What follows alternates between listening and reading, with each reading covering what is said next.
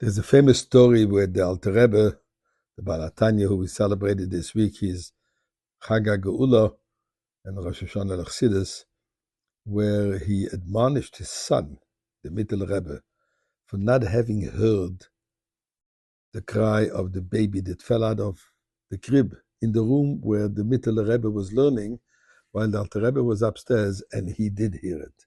So he admonished him, how can you not hear the cry of a child? I want to share with you another fascinating story about the cry of a child that nobody heard except for the Alter Rebbe. But before this, God listens to our cries. And we're crying out to Hashem, Nu, Moshiach. So let's say thank you to him for listening to us. Mizmor l'soid ori l'adonai kol haaretz ivdos adonai b'simcha. Boi lefanav benona duka adonai v'leimu asanu v'lo anach na'ama v'tzai marisoi. Boi yisharu b'soid ha'chatzoros v'si l'hoid l'bach ha'shemoi. Ki toi v'adonai l'olam chazdo v'yadoi v'dor emunasoi. Let's give some tzedakah. Chassidim tell the following story. In the last month, before the Alter Rebbe's Histalkus, the Alter Rebbe was fleeing Napoleon's army in 1812. Because the Alter Rebbe was of the opinion that when Napoleon fought with the Russians, the Tsars, although the Tsars were miserable anti-Semites, and Napoleon was going to bring freedom, l'égalité, fraternité, la liberté. All these were nice concepts, but the Alter Rebbe said that spiritually there would be grave danger for the Jewish people. It will cause tremendous, tremendous assimilation. So although under the Tsar is not pleasant, but at least we stay alive spiritually. And under Napoleon, God forbid, we can lose everybody. So the Alter Rebbe was fleeing from Napoleon because he knew that Napoleon is trying to get a hold of him. And the Alter Rebbe said, we must make sure that Napoleon should not have anything belonging to the Alter Rebbe. He burned down the house. He even sent Chassidim back, and he found one slipper, and he made sure that it should be taken away. In fact, when Napoleon came into the city of the Alter Rebbe, the first thing he asked, where does the Alter Rebbe lives? And when he saw everything burned down, he said, he was ahead of me. And he was fleeing. Cold, winter, through the forests. Chassidim begged Alter Rebbe, let's stop. The Rebbe, no, we must continue. Because he's going to pursue us. And we must make sure not to be caught by him. One night, terrible storm broke out. Wind howling, snowing, cold, freezing.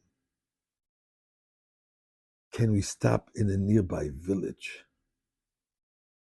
Alter Rebbe all the week, but his voice was firm. We must move on through the forest.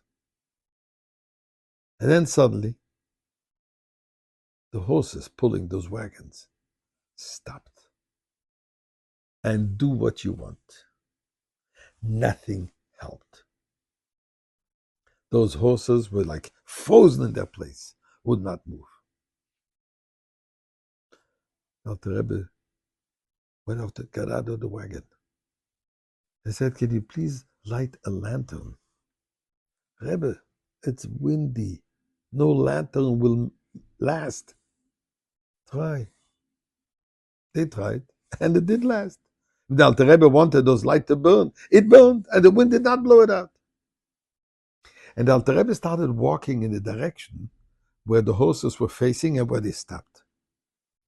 Walked for a short while with some of his Chassidim following him, and then they saw next to a tree a 12-year-old boy holding on to the tree, afraid to be blown away by the wind. The child is shivering, frozen, petrified, trembling.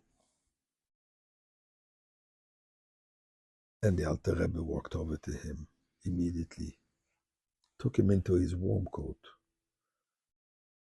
rested the boy's head on his shoulder. And the Alter Rebbe started crying. Tears fell on the child. And those tears warmed the child up.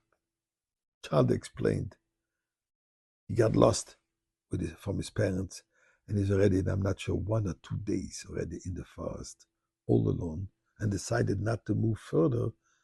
Maybe the parents will realize, at least they'll remember where they were, they might come back. But then the Chassidim asked Alter Rebbe, obviously you were aware of this. And that's why you said we should continue going. How did you know? And Alter Rebbe answered, the cry of a child travels farther than the wind. I heard it.